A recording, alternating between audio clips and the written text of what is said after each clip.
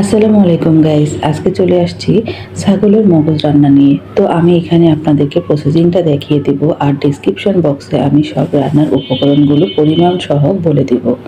কারণ আমরা অনেকেই জানি না যে ছাগলের মগজও খাওয়া যায় বা অনেকে আমরা খাইও না। তো প্রথমে আমি 2টা ছাগলের মগজ নিছি, তারপরে পেঁয়াজ কাঁচামরিচ নিছি, আদা রসুনের পেস্ট নিছি, জিরা ধনিয়ার গুঁড়া নিছি, হলুদ মরিচের গুঁড়া নিছি আর লবণ স্বাদ মতো।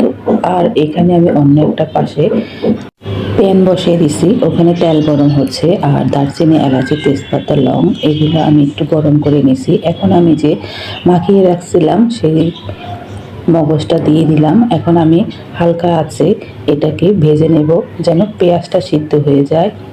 এই যে আমার ভাজা প্রায় শেষ হয়ে যাচ্ছে, এখন রান্নাটাও প্রায় আমার হয়ে গেছে।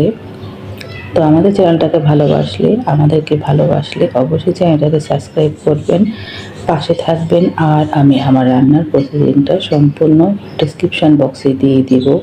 এটা রান্না করতে বেশি সময় লাগে না, আমার লেগেছে মাত্র 15 মিনিট। ভিডিওটা বেশি বড় করলাম না। আল্লাহ হাফেজ।